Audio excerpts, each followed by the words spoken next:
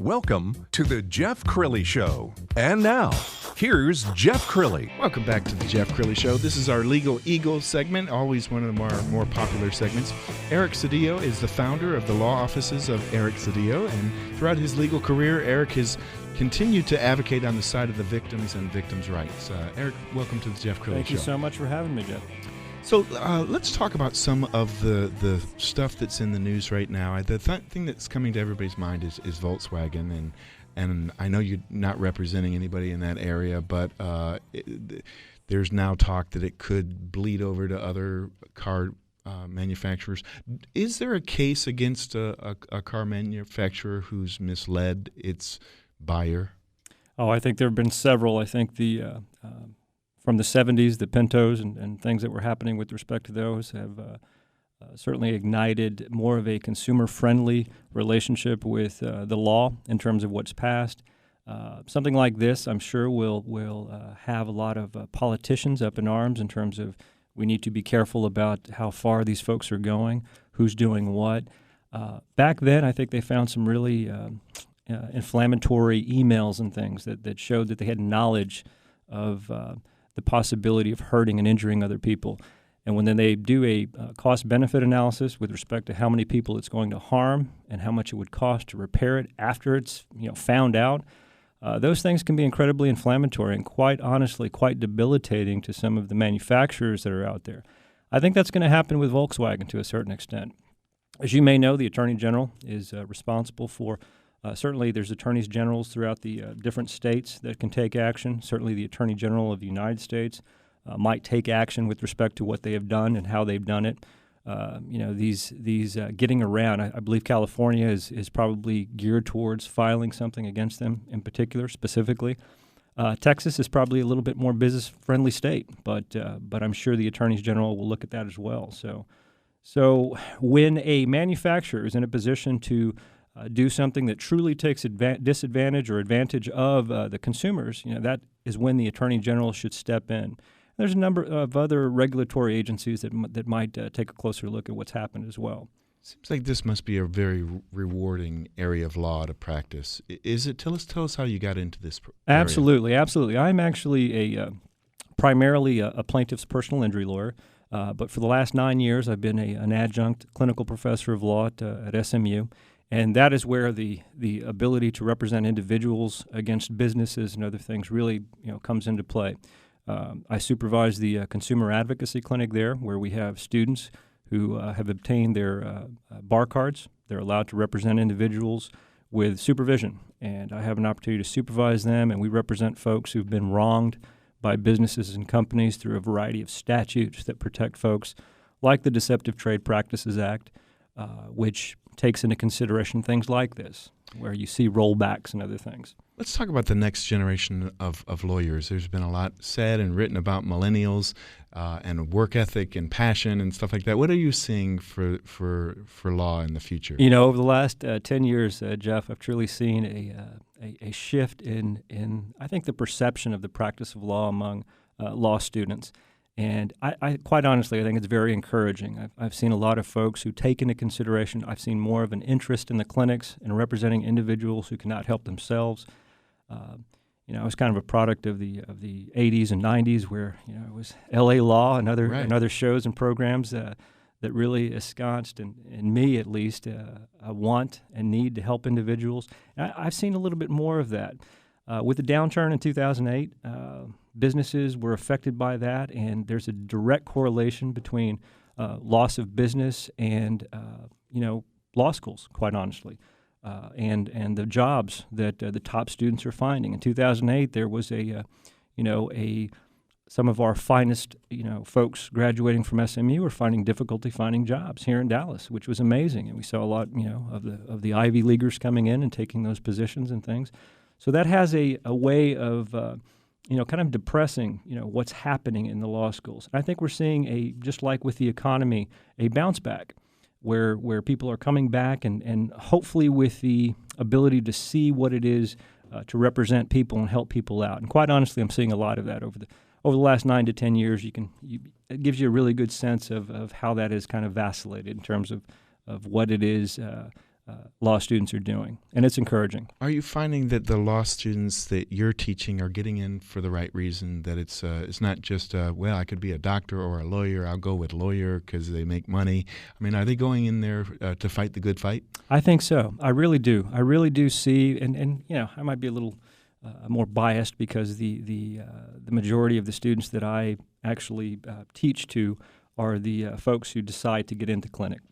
It's not a prerequisite or a requirement that all students go through a clinical program, but the ones that do really have that sense of wanting to help, and really, I think the whole situation, like I mentioned in 2008, really has kind of given them a different reason to go to law school.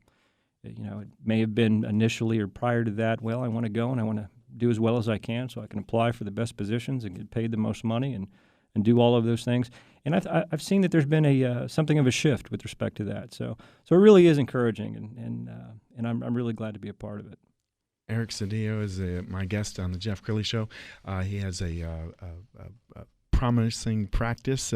He's been practicing for how many years now? He'll be 20 next year. So, 20? You look like a young man. Thank you so much. I appreciate that. I am a young man. It started when you were 12. I guess it's all relative. I know. Right? So what's the most rewarding thing about your life?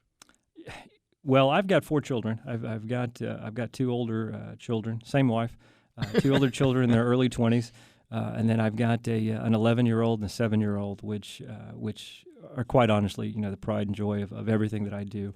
And then, after that, a distant after that is certainly my opportunity to help out in the clinic and really. Because we get a lot of folks who are, it really is geared towards folks who can't find an attorney. They can't afford an attorney. Their cases are such that contingencies fees don't work, so they can't get an attorney to represent them who could possibly get paid. So we don't charge our folks that come into the clinic, and they really need our help. And there's quite honestly a lot of bad folks out there. There's a lot of bad businesses out there that take advantage.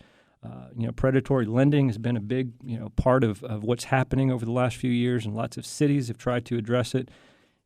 Our Texas legislature has tried and unfortunately failed to kind of deal with the payday lenders and other things that have been popping up throughout our cities and really preying on people who just really can't afford to be preyed upon.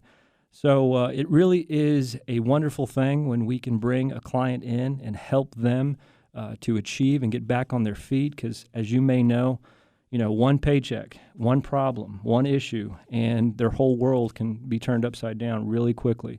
So to be able to see that and have a student identify with it and then take that into practice, quite honestly, these guys will be practicing for 50 or 60 years.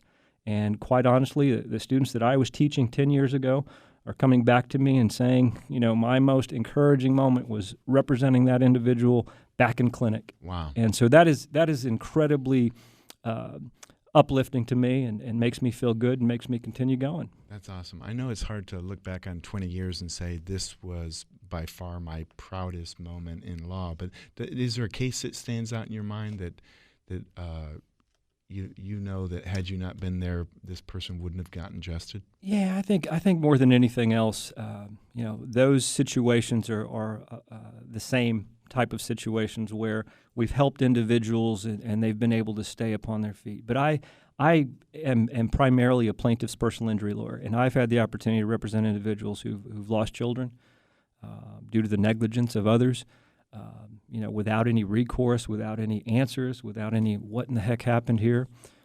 And those have probably been the most encouraging when I can find out who did the wrong and then help those individuals. Not really, for me, as I mentioned earlier, my pride and joy are my children. That's one thing that, oh my goodness, I couldn't imagine losing. And to see that in some of the families that I represent, and really more than anything else, just wanting answers. What went on here? What was the background? What was the story? And then butting up against, situations where they can't determine, where the information lies. And then as an attorney, having the ability to go forward and figure those things out for them, that has been, there have been 3 or 4 cases that really stick out in my mind where I've been able to do that. Maybe I've watched Aaron Brockovich too many times, but is it a situation where sometimes it's just you on one side against 5 attorneys on the other side? Oh, absolutely. Absolutely. I went to law school in San Antonio, and I came to Dallas probably 2 or 3 years out of law school. I came back to Dallas. I'm originally from Dallas. But I started practicing here, and when I began practice here, I started, when I filed lawsuits. I remember one case in particular where a gentleman had seriously injured his leg when he was moving a large air conditioning machine across a false floor. It was a computer false floor, and he fell through the hole and just completely mangled his leg. So we had to bring in everybody who might have been responsible, owners, manufacturers, all the folks who were working in the different trades that may have been responsible. So there was a mediation, and this was probably 6 months into my stay here in Dallas, and literally we went to the mediation. The mediator meets me at the door. I thought I was early, 30, 40 minutes early, and he goes, okay, well, I think everybody's all set and they're ready to go. And literally there was a room full of about 100 people, about 20 attorneys. There were 3 or 4 deep on each side, and he basically said, okay, go. Tell me what's happened. And I said, are you serious? Is this how we're going to do this? 1 against 100. So I did it. I stood up and stood my ground and did what I could. And of course, it was going to be a hard row to hoe, but we ended up resolving that, and I felt pretty good about it. My client was happy, so that was a good thing. That's awesome. That's awesome. If you're watching this on YouTube, there's passion in his eyes, and it's obvious that he really cares about justice. Oh, absolutely. Thank you. I can appreciate that. Absolutely. So what's your website? How do people get a hold of you? Well, actually, our website is www.cedillolaw.com, CEDILLOLAW.com, and they can glean the information from the website in terms of how to get a hold of us. One thing that I would like or encourage people to do who are listening is to also contact our SMU legal clinics. And you can go to the website at SMU and just basically Google that. There's different numbers for the different clinics. We have almost 10 clinics now at SMU. We've got 2 or 3 that are coming in through funding, through some private sources that are incredibly encouraging. One of which is going to be catered towards helping individuals, battered women and other things, help them with a variety of different type of issues. We've got a tax clinic. We have got a criminal defense clinic. So if anybody out there knows someone who can't afford an attorney, and again, we're not competing with the local bar, so sure. These folks are not a requirement, but something that we do look at is when they can't afford representation to come on in. We take it into consideration, but it isn't preclusive in terms of what it is you're making.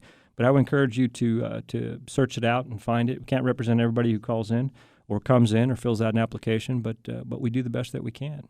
Eric, thank you. Thank you. Appreciate Absolutely, you being on Jeff. The Jeff Crilley Show. Coming up next, Dallas-Fort Worth is known as a food mecca, and the Dallas restaurant scene is always changing. What's tasty and trendy? Up next on The Jeff Crilley Show.